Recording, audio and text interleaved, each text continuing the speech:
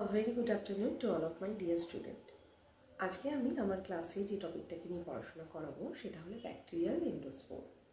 এই bacterial endospore এই টপিকটা থেকে তোমাদের এক্সামে প্রায় দুটি কোশ্চেন খুবই আসে।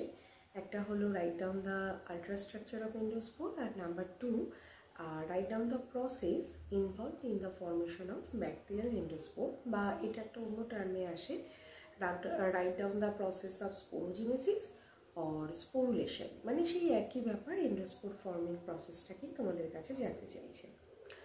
দেখো, এই এন্ডোস্পোর কখন তৈরি হয় বলো তো? ব্যাকটেরিয়াতে দেখা গেছে ব্যাকটেরিয়া যখন দীর্ঘদিন নিউট্রিয়েন্ট পায় না, মানে যখন এনভায়রনমেন্টে ল্যাক অফ নিউট্রিয়েন্ট বা ব্যাকটেরিয়া দীর্ঘদিন স্টারভেশনের আন্ডারে আছে, তখন কিন্তু ব্যাকটেরিয়ার ভেজিটেটিভ সেলের ভেতরে এই এন্ডোস্পোর তৈরি হয়। এই এন্ডোস্পোর শব্দটা শুনে হয়তো তোমাদের মনে ফার্স্টে যে কোশ্চেনটা, মানে যে জিনিসটা মাথাতে আসে যে হয়তো it's a spore or seed like structure, মানে এখান থেকে নতুন কোনো একটা অফস্প্রিং তৈরি হবে, নতুন কোনো জেনারেশন স্টার্ট হবে। না, এরকম কিন্তু ব্যাপারটা নয়। এন্ডোস্পোর অ্যাকচুয়ালি একটা হিট রেজিস্ট্যান্ট বলো, মানে শুধু হিট কেন, যে কোনো ধরনের বায়োসাইড, কেমিক্যাল, বিভিন্ন ধরনের রেজিস্ট্যান্স এটা প্রপার্টিও শো করে, এবং এটা একটা dormant stage to which a bacterium cell can reduce itself.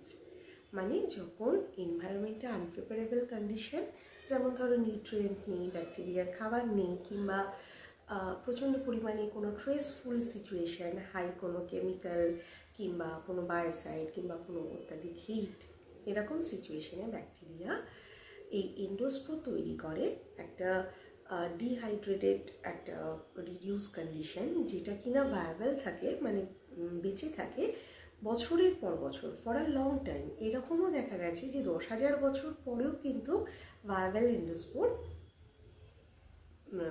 এন্ডোস্পোরকে দেখা গেছে। দেখো, এই এন্ডোস্পোর যেহেতু খুব মানে হাইলি রেজিস্ট্যান্স এবং এনভায়রনমেন্টের আনফেভারেবল কন্ডিশনে তৈরি করে ফেলতে পারে ব্যাকটেরিয়া নিজের ভেতরে, ফলে যে সমস্ত ব্যাকটেরিয়া এই এন্ডোস্পোর তৈরি করতে পারে তারা কিন্তু হাইলি প্যাথোজেনিক ইন নেচার।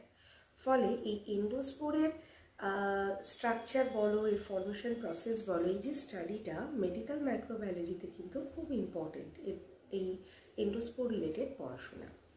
এই এন্ডোস্পোর কিন্তু একটা খুব অদ্ভুত বিষয়, গ্রাম নেগেটিভ ব্যাকটেরিয়াতে কিন্তু এন্ডোস্পোর তৈরি হয় না। গ্রাম পজিটিভ ব্যাকটেরিয়ার কিছু কিছু জেনাসের ক্ষেত্রে আমরা এন্ডোস্পোর দেখতে পাই। এরকম দু একটা এক্সাম্পল তোমরা যদি কেউ জানো কমেন্টে অবশ্যই লেখো, আমি তোমাদের কয়েকটা বলে দিচ্ছি। যদি তোমরা ডট শেপড ব্যাকটেরিয়ার ক্ষেত্রে দেখো তো দেখবে ব্যাসিলাস, ক্লস্ট্রিডিয়াম, এর বিভিন্ন স্পিসিসের ভেতরে তৈরি হয়। যদি তুমি কক্কাসের কোনো জেনাস বলো, যেরকম স্পোরোসার্সিনা, এর বিভিন্ন স্পিসিসের ভেতরে এন্ডোস্পোর তৈরি হতে পারে। এরপরে চলো যে জিনিসটা পড়বো সেটা হলো স্ট্রাকচার। দেখো, স্ট্রাকচার পড়ার আগে তোমাদের আর একটা জিনিস জেনে রাখা খুব দরকার। এই ব্যাকটেরিয়ার বিভিন্ন জেনাস, বিভিন্ন স্পিসিসে না এই এন্ডোস্পোরের স্ট্রাকচার এবং পজিশন, মানে এটা তো উইদিন ভেজিটেটিভ সেল তৈরি হয়, সেই কারণেই এদের এন্ডোস্পোর বলে। আমরা জানি এন্ডো কথাটার মানে ভিতরে, উইদিন দ্য ভেজিটেটিভ সেল ব্যাকটেরিয়ার তৈরি হচ্ছে। তো এই যে ব্যাকটেরিয়ার ভেজিটেটিভ সেলের কখনো টার্মিনাল পজিশনে তৈরি হতে পারে, কখনো আবার ইন্টারক্যালারি পজিশনে তৈরি হতে পারে, কখনো সেন্টারে হচ্ছে। ফলে কি হয় না, এদের পজিশন এবং স্ট্রাকচার দুটোই কিন্তু জেনাস কিংবা স্পিসিস অনুযায়ী এটা কিন্তু ভ্যারি করে। তাহলে আমাদের এই এন্ডোস্পোরকে মরফোলজি স্টাডি করার জন্য কিংবা এদের পজিশন স্টাডি করার জন্য এক ধরনের স্টেনিং প্রসিডিওরের হেল্প নেওয়া হয়। কি করা হয় না, ব্যাকটেরিয়ার যে সমস্ত স্পিসিস মানে জেনাসে এন্ডোস্পোর তৈরি হয় তাদেরকে ম্যালাকাইট গ্রিন নামে এক স্টেনের মধ্যে হিট দিয়ে ট্রিটমেন্ট করা হয়।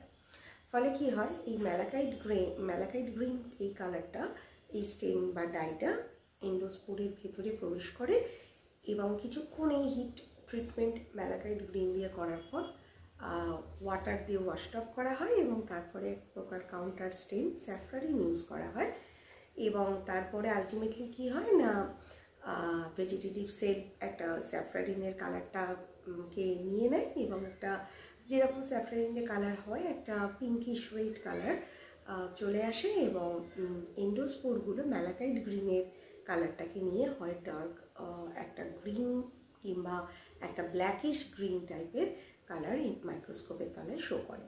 ফলে আমরা ইজিলি এন্ডোস্পোরকে মাইক্রোস্কোপের তলায় এই স্টেনিং প্রসিডিওরের মাধ্যমে আমরা বুঝতে পারি। দেখো, আল্ট্রাস্ট্রাকচার প্রথমেই বলেছি এর স্পিসিস অনুযায়ী ভ্যারি করে, তবে মোটামুটি প্রত্যেকটা এন্ডোস্পোরই কিন্তু আমি যে জিনিসগুলো তোমরা স্ক্রিনে দেখতে পাচ্ছ আমি শো করছি, এই স্ট্রাকচারগুলো কিন্তু কমন, এই লেয়ারগুলো। হ্যাঁ, এবং এন্ডোস্পোরের বাইরে অনেকগুলো লেয়ার তো থাকতেই হবে, বিকজ থিক লেয়ার না ছাড়া তো এতটা হাইলি রেজিস্ট্যান্স তো এরা শো করবে না। তো দেখা যাচ্ছে এদের একদম বাইরে, দেখো আমি বাইরে থেকে ভেতরের স্ট্রাকচার বা এদের লেয়ারগুলোকে ডিসক্রাইব করছি। বাইরে থেকে মানে ভেতরের মানে কি না, একদম আউটার লেয়ার থেকে এদের যে কোর, যে ডিএনএ কোরের দিকে আমি ধীরে ধীরে লেয়ারগুলো তোমাদের দেখানোর চেষ্টা করেছি। দেখো ছবিতে প্রথমেই যে জিনিসটা আছে, যে লেয়ারটা, তাকে বলা হয় exosporium. Exosporium is the outermost layer of the endospore and it is mainly made up of protein. কিন্তু কিছু কিছু ব্যাকটেরিয়াল জেনাসের ক্ষেত্রে এখানে পলিপেপটাইড এবং লিপিডকেও দেখতে পাওয়া যায়। এক্সোস্পোরিয়াম কিন্তু এই এন্ডোস্পোরকে বিভিন্ন বায়োসাইডের এগেনস্টে রেজিস্ট্যান্স শো করতে সাহায্য করে, এবং এই ব্যাকটেরিয়া এই এক্সোস্পোরিয়ামের মাধ্যমে কিন্তু অ্যাডিয়ারেন্স প্রপার্টিও শো করে। এই এন্ডোস্পোর মানে কোনো জায়গা, মানে কোনো সারফেসের সাথে নিজেকে আটকে রাখতে এই এক্সোস্পোরিয়ামের হেল্প নেয় এন্ডোস্পোর। ওকে, এবার দেখো এক্সোস্পোরিয়ামের পরে যে লেয়ারটা তাকে বলা হয় স্পোর কোট। এই স্পোর কোট হলো কিছু হাইড্রোফোবিক অ্যামিনো অ্যাসিড এর ভেতরে দেখতে পাওয়া যায়, এবং এখানে একটা উল্লেখযোগ্য অ্যামিনো অ্যাসিড সিস্টিন পাওয়া যায়। এই সিস্টিন, এই ধরনের অ্যামিনো অ্যাসিড থাকার জন্য কিন্তু এরা আনফেভারেবল এনভায়রনমেন্টাল কন্ডিশনের সাথে কিন্তু খুব সহজেই নিজেদের মানিয়ে নিতে পারে। স্পোর কোটের পরে আর একটা যে লেয়ারটা আছে তাকে বলা হয় কর্টেক্স। এই cortex mainly loosely arrange polypeptide দিয়ে তৈরি হয়ে থাকে। এখানে পলিপেপটাইড লেয়ার আমরা পাই কর্টেক্সের, বেশ ডাবল লেয়ার ঠিক হয় এই কর্টেক্স রিজিয়ানটা। এরপরে যে লেয়ারটা দেখো সেটাকে বলা হয় স্পোর কোট ওয়াল বা জাম কোর ওয়াল এটাকে বলা হয়, বা স্পোর সেল ওয়াল এরমভাবেও বলা হতে পারে। এই যে লেয়ারটা এটাও তৈরি হয়ে থাকে পলিপেপটাইড দিয়ে, পলিপেপটাইড এখানে হচ্ছিল পেপটাইডোগ্লাইকান লেয়ার দিয়ে এই স্পোর যে সেল ওয়াল বা জাম যে সেল ওয়াল এটা তৈরি হয় এই লেয়ারটা। এবং এর ভেতরে যে জিনিসটা অবস্থিত তাকেই বলা হয় কোর। এই কোরের ভেতরে কি হয় না, ডিএনএ, এন্ডোস্পোর যে ডিএনএ সেটা এখানে প্রেজেন্ট থাকে। এই কোর কিন্তু হাইলি ডিহাইড্রেটেড কন্ডিশনে থাকে, মানে ওয়াটার কন্টেন্ট ভীষণই কম, প্রায় 10 to 15% ওয়াটার কন্টেন্ট থাকে। এই জন্য সাইটোপ্লাজম অনেকটা জেল লাইক কনসিস্টেন্সি বা জেল লাইকের মতন এটা সাইটোপ্লাজমটা থাকে। আর এখানে ডিএনএ দেখতে পাওয়া যায়, এবং আর দুটো কেমিক্যাল এই এন্ডোস্পোর ফর্মিং ব্যাকটেরিয়ার একটা ক্যারেক্টারিস্টিক ফিচার্স যেটা এই কোরে দেখতে পাওয়া যায় সেটা হলো ডিপিকোলিনিক অ্যাসিড এবং স্মল অ্যাসিড সলিউবল কিছু প্রোটিন। এই ডিপিকোলিনিক অ্যাসিড এই এন্ডোস্পোরের কোরের ভেতরে প্রচুর পরিমাণে ক্যালসিয়াম আয়ন থাকে। এই ক্যালসিয়ামের সাথে ডিপিকোলিনিক অ্যাসিড বাইন্ড করে ক্যালসিয়াম ডিপিকোলিনেট সাবস্ট্রেট একটা তৈরি করে, এবং এই ডিপিকোলিনিক অ্যাসিড এবং ক্যালসিয়াম আয়ন কিন্তু মেনলি মনে করা হয় এন্ডোস্পোর যেটা হাইলি হিট রেজিস্ট্যান্স, এই প্রপার্টিটা এই ডিপিকোলিনিক অ্যাসিড প্রেজেন্সের জন্যই হয়ে থাকে। আর এই স্মল অ্যাসিড সলিউবল প্রোটিন কি করে না, এই কোর ডিএনএর সাথে বাইন্ড করে ডিএনএকে না স্টেবিলাইজ করতে সাহায্য করে, মানে এই ডিএনএকে বিভিন্ন কেমিক্যাল এবং বিভিন্ন বায়োসাইডসের এগেনস্টে প্রোটেক্ট করতে এই স্মল অ্যাসিড সলিউবল প্রোটিনগুলো হেল্প করে থাকে।